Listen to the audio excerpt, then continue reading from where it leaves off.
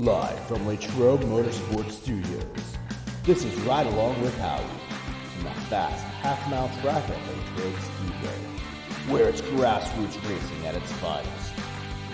Here's Howie. Who's ready to go for a ride along? This week we got two of the top runners in the Stone & Company modified 4-cylinders. The gentleman with the beard, his name is Brandon Myers. He's your most recent winner. And the gentleman to his left, right? Left. To his side is Mike Pavlak, driver of the number 47. Welcome to Ride Along, guys. How are you? Good, how are you? Good, how are you? And I want to thank you guys for taking time to go for a ride. And this is going to be fun. This is just kind of an informal interview. And we're going to talk about how you guys got your start in racing. And I know a little more about Mike because Mike was actually on the crew up at Latrobe Speedway until, you know, the local, I call him the drug dealer, the race car owner, went on vacation for a week and gave him a ride, and then we lost Mike. And I think you were the one who influenced him to come over to the other side. Is that right, Brandon? Yeah, I said, hey, I need a driver for my car when I'm on vacation. Do you want to do it, Mike? He said, yeah, I'll take the week off from running the push truck. And he took the wheel and never looked back. That's all he wanted to do. Now, so you actually raced, you got your start in what, about 2020 was your first year? I believe it was 21 it was 20. 20 for the end part of the season. I had a car that we took to the track. It never really ran well, but that's what got the addiction started and made me want to go faster. How did you get involved in racing? Was it just something that you went to as a kid, or just, you know, not calling you old, but I mean, as you grew up, it just an interest that piqued your interest? Yeah, actually, we knew Mike was running the push truck, and me and my buddy went up there one night, and I'm like, I got to do this. And they're like, you won't do it. Well, that week I shopped on Marketplace on Facebook, found the car, and we went and bought it that next weekend.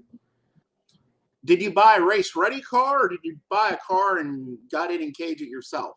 The first one we got was race-ready, per se. It wasn't the best built, but it got us to the track, and I think we had 2 feature finishes out of the season that we raced. We had nothing but problems. Now, you did that for a year, and then you got your buddy who, the push truck driver, and a lot of people will remember Mike. The highlight I remember was the night you were running the alternative flag on your push truck. Is that right, Mike?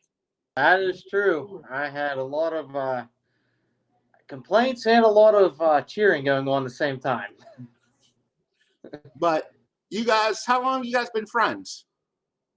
Well, 4 or 5 years. 4 or 5 years around there, yeah. So you basically bonded over racing, it sounds like. You were buddies before, but the racing took your friendship to the next level? Yes. Yeah, we spend basically every day together working on cars.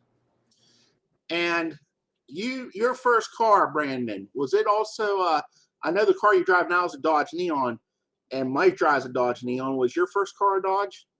Yeah, it was a Neon also. Are you a Mopar guy, or just happened to be that's I'm what actually the a first Chevy one was? guy, but the Neons were so dominant, it seemed. We thought the right choice, but this year seems like it's the opposite way, and the Chevys are what's dominant. Now, that first car you had, you basically sold that one off to your buddy, and you guys are still friends, even though you bought your first race car. But Yeah. you also threw in your street car to give them a good frame to build off of, correct? Correct. So you weren't just driving Neons on the racetrack, you were driving them on the street. Yeah, I actually got a real good deal on it, and it ran good. So I was running it up until the day I sold it to Mike to build. And that car was Mike's rookie's car, which he came out and he had a really good rookie year last year up until you were involved in an accident, which kind of shortened the season and the car. But you had a couple heat race wins, and you were progressing pretty good with that car. What was it like, Mike? Just you were at the track, and you were one of the original guys when the word that the track was going to reopen, the circle track. You were up there from day one volunteering, and then you actually were out there getting to reap the rewards of your volunteering, getting to race on the track. What was that like? I mean, it was kind of surreal. I mean, I used to go to Latrobe Speedway whenever they were running back in the 90s before they shut down. And whenever 90s to 2000s. Yeah, 2000s. I guess it would be 2000s, yeah. But it's showing my age, So memory's the second thing to go. I can't remember what the first is. Yeah. But we caught wind that they were going to get back opening up, and I knew Dennis and Kathy from playing sports with their kids, and I reached out to Dennis and told him I could probably come up and help, and I got up, me and my buddy Raymond Howie, we went up with a few tractors and some plows and turned the grass back into dirt, and then going and seeing it progress from just, helping doing the track prep to being the push truck driver to now being a race car driver. I mean, it's definitely a different feeling in all aspects. I mean, you seen it in the stands to seeing it in a push truck to being a driver on the track. It's a big perspective on all points. What was it like for both of you the first time you actually got out on that track? And Brandon, I know you didn't come from like working on the track. You came up and you, like you said, you went, maybe was in the push truck a couple of times with Mike, but you didn't have like that experience. I mean, you came up and, hey man, this looks cool, and yeah, let's do it. Yeah, it's crazy being out there. I was so nervous the first time, and I'm actually more nervous now going out there than I was my first time. Every time is like the first time over again. The feeling is you don't know what's going to happen. But once you close the shield, pull out on the track, all the butterflies go away, and you just focus on winning the race. What's it like for both, and this is for both of you, what's it like the first time you ever went into turn number one? First time you ever go to turn number one, I'd say the first time for me this is kind of surreal. I mean, like, I'm taking this car this fast on dirt and going to be making a left-hand turn. With 20 other cars. Yeah. I mean, it's this year especially, there's a lot of top-notch drivers. And, I mean, that first time coming to turn one, it's kind of scary because you don't know what to expect when you're inside that car.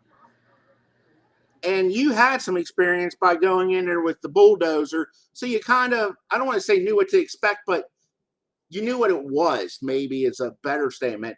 Brandon, you come from being in a push truck and being in the stands to going in there. And I know what my reaction would have been like, what the hell am I doing here? Did that go through your mind? Either you, I mean, be truthful here. I'd say no, because I'm always looking for a thrill, and that was it there. It's the adrenaline and everything. It pushes all that out of your mind when you're going down. The green flag drops and you take off, and literally everything disappears. It's just race and the thrill of it. Have either of you two had the experience to go to another track or Latrobe? Latrobe's been it for me as far as racing. I've been to other tracks watching races, but only Latrobe's been the only one to race. I mean, I'm sorry, Brandon, please go ahead. Here, I haven't gone to any other tracks. I keep telling myself I'm going to, and I talk myself out of it. Keep the car together. It's hard to work on them every week, and to race Friday and Saturday would take a lot more time to make sure the cars are up to what they need to be. to compete. And I'll give you both this much. Mike can probably attest to this. I don't think, Brandon, you know what you did. You went to the baddest, fastest half mile on dirt to basically learn how to race. Most people don't do that. They start out at a smaller track and work their way up. You go to Talladega, and if you go anywhere else, I don't want to say you're working your way down because all tracks are good, all tracks are equal, but a short track versus a big track, different driving style, different setup, different everything. Would you agree with that, Mike? Oh yeah, I would definitely agree with that. I mean, the Latrobe Speedway, like the biggest thing I could say is even when I was in a push truck, it's like the front stretch and the back stretch, they're never ending. That is exactly what I was going to say. Yeah. Because a couple years ago, there might have been some alcohol involved. I'm not saying there was, but we had a side-by-side, and we went out on that track, and Joe Zalitsky was driving, and I was praying. I mean, riding, and when's it gonna end? Yeah. Turn. He goes, it's 500 feet away. I'm like, really? And you just said it, man. You don't realize it, but it just seems like those straightaways are going on forever. Yes. Yeah, and that's one thing with Latrobe too is like being like the big one of the biggest tracks around is every turn's different. They're not all the same.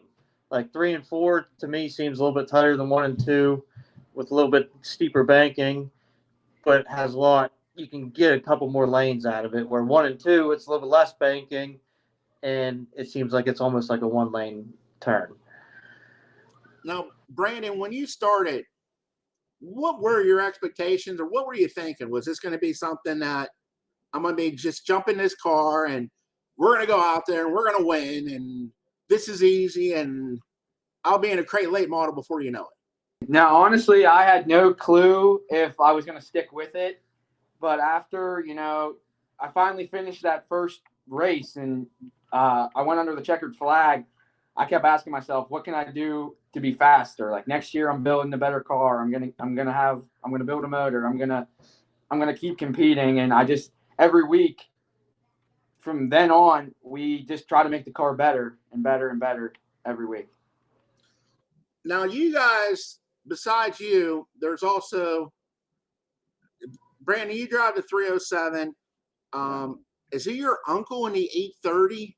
Yeah, my uncle, he just built a car this year because he wanted to show me up. Well, thought he could show me up. And then you got Mike in the 47. And am I missing anybody? Well, Dante's going to be coming out in a car sooner than later, but I don't know if necessarily be a 4-banger. Yeah, he's going to be in a pure stock. But am I missing any of the other cars? I mean, Dante's buddy, Jeremy Degla, he drives that 30 car in the stock class. He just started this year. Is his first year. Yep.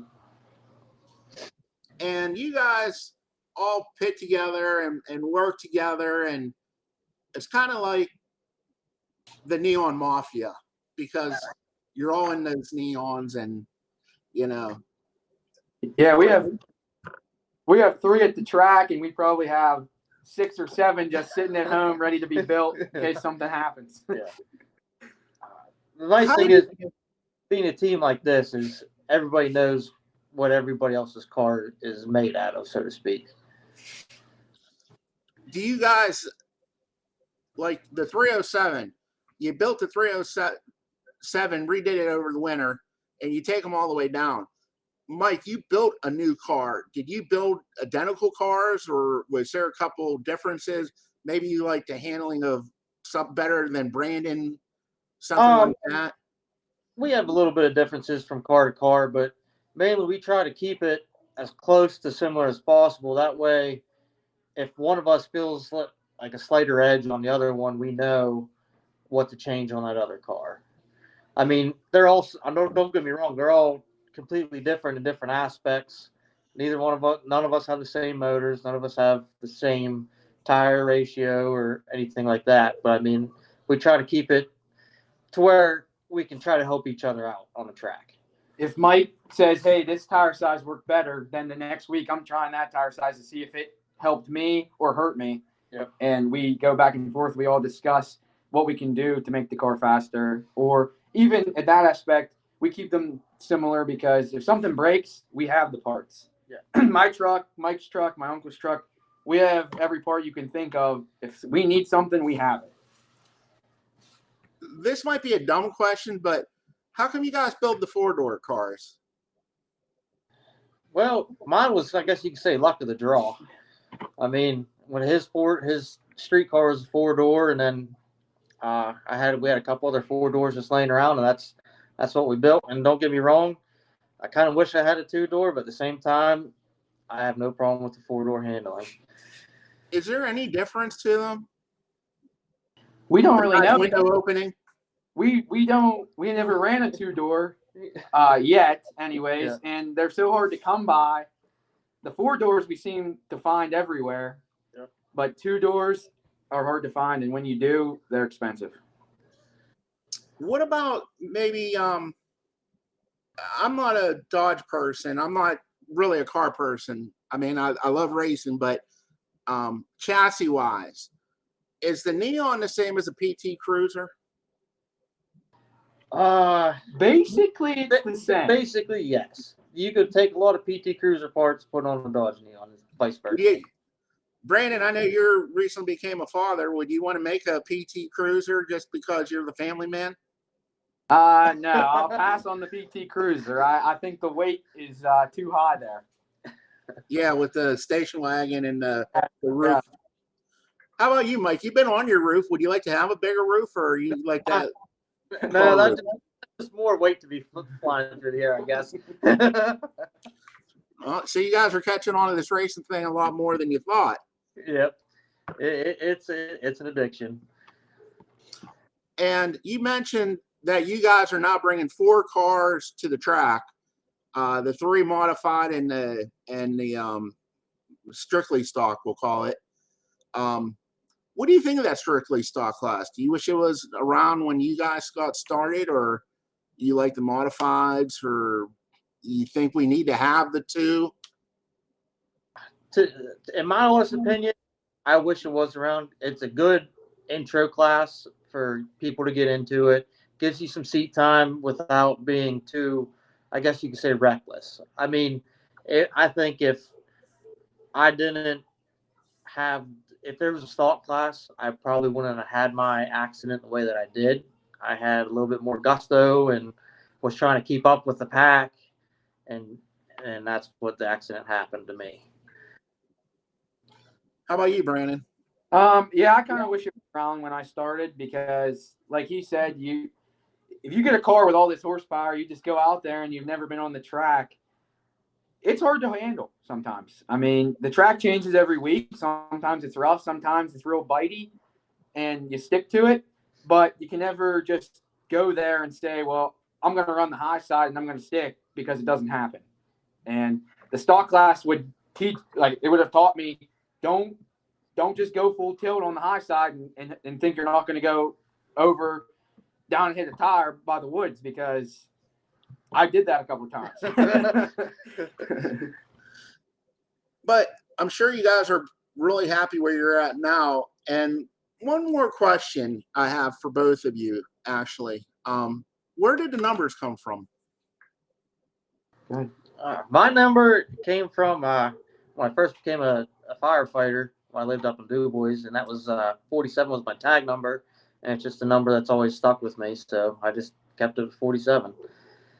March 7th is my birthday, so I just went with the 307. Okay. Makes sense. You know, my number when I played sports, and I did play sports when I was younger, was always 3, but it wasn't because I was an Earnhardt fan. My dad was too cheap to pay for 2 numbers on a uniform. He said, "You're gonna," and he said, "Trust me, kid, don't ever take number 1 because you'll never be number 1." I said, "Okay." So I was always 3 and that, and then when we started racing on the asphalt, it was funny. Our numbers were 00 because we started 2 teams with nothing. So right, 0 for each one. So, Yeah. people get into these numbers. And then what about Uncle Mark? Where did the 8:30? Is that what time he has to be at work? Oh yeah, Chris. No, I'm not really sure why he picked that number. Honestly, he's always had the number. He plays that number on the lottery, and that's what he went with. And now's the chance for you to go ahead and we almost forgot to do this, Brandon, when you won. But let's go ahead and thank all those sponsors and the crews that keep the Four Banger team going. You guys rotate or do it however you want. Yeah, I want to thank Midway Parts and Service, D&M Fence, Tom and Dad Adamirovich, RoughsdaleTire.com, Twist and Shakes, General Carbide, Big Mike's Wood Shop, the Frontier Club of Latrobe, Liz Maycheck, the Pottage Brinker Funeral Home, and my good buddy Dante Boggio does all our welding, DB Fab. My sponsor, I'd like to thank Morton Buildings, Hamel Engineering, Dante Boggio for DB Fab, Advanced Consulting Enterprise, Just Do You Hair Salon, and Liz Maycheck Designs. Do you get your hair cut there, Mike? No, it's home. There ain't too much hair up there. We can't forget to thank everybody that shows up every week to make sure they're there to change our tires and get the cars ready, make sure we're strapped in, turn our GoPros on, and everyone that's in the stands to cheer us on. Yeah. Can't thank my girlfriend, her kids enough. I mean, they're sacrificing a lot of time. I mean, Brandon's dad, Charlie, he lets me store my car in his garage to work on, so I can't thank Charlie enough. Angela, Noah, Jackson, I mean, Greg, Stephanie. I mean, there's so many to name that help us keep bringing the cars to track week in and week out. I got to make sure I say my wife, because when she watches this on Thursday, she's going to be pretty mad if I don't say her. And my son, my wife Alexis, and my son Brexton. And let's not forget SMB Promotions for giving you guys a great place to go race. Yes, I can't thank them enough. I mean, every year it keeps getting better and better. And I mean, what they're doing up there is fantastic. For sure. Brandon, real fast for you. You picked up that career first win. What was going through your mind? I mean, you did it the way everybody dreams about. The top two cars got together. You were up there. Don't take it as that. But the top two cars got together and you drove under them and came off turn number 4 and picked up that win. And that's probably how every driver dreams about winning their first race. Yeah, I didn't know what to think, honestly. I was so focused on running that race that I didn't even know that was the checkered flag coming out. I just wanted to beat those two so bad. I just kept holding to the floor, driving into the corner harder. And I saw them start bumping into each other here and there. And I knew that they were going to drive harder. And if they screwed up, I could get underneath them. And that's exactly how it happened on turn 4, coming to the checkered flag. It says a lot for somebody who's only in their 3rd year of driving, because,